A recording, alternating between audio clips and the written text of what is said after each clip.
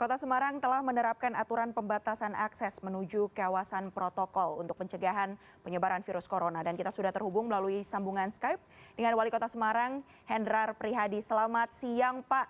Pak, bagaimana bagaimana Pak evaluasinya sejauh ini terkait dengan penutupan jalan protokol yang sudah berlaku di Semarang? Ya, kita memulai tadi malam dari jam 6 sore sampai 6 pagi. Setiap hari kemungkinan selama 2 minggu akan kita terapkan seperti itu. Harapannya mengurangi mobilitas masyarakat Semarang, terutama pada saat malam hari. Karena evaluasi kita selama 2 minggu terakhir ini masih cukup banyak warga Semarang yang memakai aktivitas malam harinya di jalur-jalur kota Semarang untuk mereka kemudian mencari makan atau mereka nongkrong. Nah, ini sebagai kebijakan ini tadi malam mudah-mudahan bisa mengurangi aktivitas masyarakat. Iya Pak, artinya ini mekanismenya seperti apa Pak? Jalan-jalan mana saja yang kemudian ditutup aksesnya dan apa sanksi yang diberikan kepada mereka yang kedapatan melanggar? Ya, kalau jalurnya pasti ditutup. Orang nggak akan bisa memasuki jalur protokol tersebut. Ada 5 ruas jalan, Jalan Pandanaran, Jalan Ahmad Yani, Jalan Pahlawan, Jalan Gajah Mada, dan seputar Simpang 5. Yang dari jam 6 sore sampai jam 6 pagi akan kita tutup selama 2 minggu ini. Oke, ada upaya atau rencana tidak Pak, ini pembatasan jalan ini juga dilakukan pada waktu siang hari?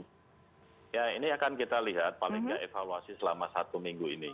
Kalau toh nanti di lapangan situasinya memang mengharuskan ditutup 24 jam, ya kita akan lakukan itu. Tapi kami akan lihat, kami akan minimalkan penutupan sampai 24 jam. Kita berharap masyarakat Semarang bisa mengikuti himbauan pemerintah untuk melakukan aktivitas hari ini di rumah dulu.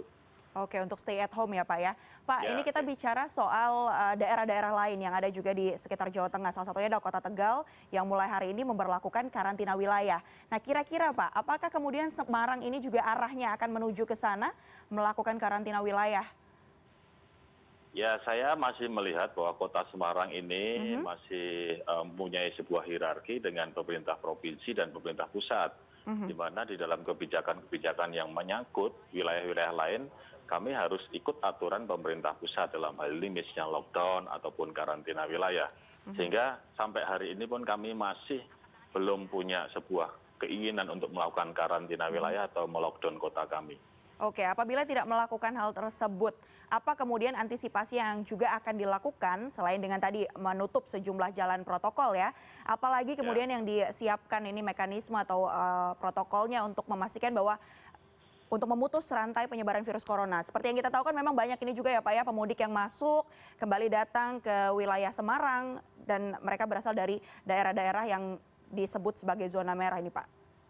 Ya, untuk warga Semarang saya sudah menyampaikan kepada seluruh jajaran pemerintah untuk melakukan sosialisasi, termasuk melibatkan Polrestabes, Kodim, Forkopimda yang lain. Mereka pakai toa dengan mobil putar-putar seluruh kampung satu untuk memastikan masyarakat tidak ada yang nongkrong di luar. Yang kedua, menyampaikan seyogianya hari ini kita semua tidak berpikiran mudik untuk memutus mata rantai COVID-19. Yang kedua, kami juga berkeinginan di dalam waktu ke depan ini ada koordinasi yang baik antar wilayah. Misalnya, saya sudah sampaikan pada Pak Ganjar, Pak Gubernur Jawa Tengah, coba Mas Ganjar komunikasilah dengan Gubernur DKI, ada berapa orang dari DKI ini yang mau turun ke Jawa Tengah, turun ke Semarang. Mereka di dalam alat transportasi ini sudah harus mengisi form yang disiapkan oleh pemerintah daerah DKI.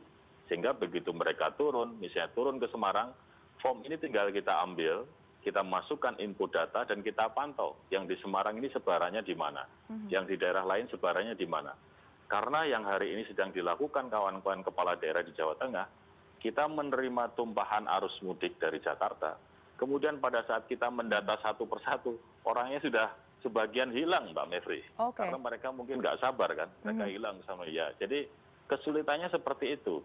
Alangkah lebih baik hari ini ada sebuah kebijakan dari pemerintah provinsi DKI terutama untuk bisa memasukkan form-form itu di tiap terminal, stasiun ataupun bandara di Jakarta ini. Ya Pak, kalau kita pantau tadi memang Presiden Joko Widodo juga sudah melakukan rapat terbatas ya Pak, di mana salah satu poin yang disampaikan adalah ini justru mempersilahkan begitu kepada para kepala daerah untuk menyiapkan langkah tegas untuk mencegah pergerakan masyarakat. Artinya mencegah mereka-mereka yang mau mudik. Nah ini artinya bisa dikategorikan sudah dapat lampu hijau nih dari Presiden. Apa kemudian rancangan atau rencana yang akan Bapak ajukan atau mungkin tadi sempat dinyatakan akan diusulkan mungkin ke pihak gubernur atau justru mengambil langkah di Kota Semarang akan benar-benar menutup akses bagi para pemudik atau seperti apa Pak? Kalau menutup akses saya rasa bukan kebijakan pemerintah Kota Semarang, tapi bahwa mengusulkan metode untuk memonitor orang-orang yang masuk dan keluar Semarang ini hal yang sudah kami lakukan. Kami sudah berkomunikasi dengan Pak Gubernur sehari yang lalu kemarin untuk menyampaikan ide dan gagasan ini karena memang di lapangan terus terang agak kewalahan memantau orang-orang yang tiba-tiba masuk di terminal Semarang yang jumlahnya puluhan ataupun ratusan, baru kita data 1, 2 sampai angka 10, yang lainnya sudah nggak sabar, mereka langsung keluar dari terminal. Ya, jadi kalau misalnya saya membayangkan kalau kita memakai pesawat ke luar negeri sebelum mendarat itu dikasih form dulu, itu akan menjadi sebuah sebuah model yang bisa memudahkan kawan-kawan di daerah, terutama di Jawa Tengah.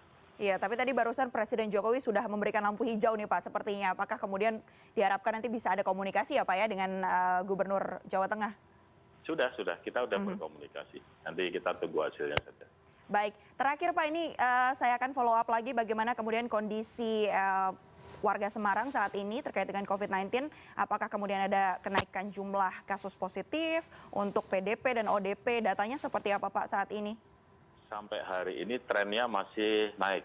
Jadi PDP di Kota Semarang ada 133, yang 100 warga Semarang, yang 33 warga dari luar Semarang yang menginap di rumah sakit di Semarang. Untuk yang COVID atau yang positif ada 24, di mana yang 13 adalah warga Semarang dan yang 11 adalah warga dari luar Kota Semarang. Ada yang meninggal dunia 6, 1 warga dari luar Semarang dan yang 5 adalah warga Semarang.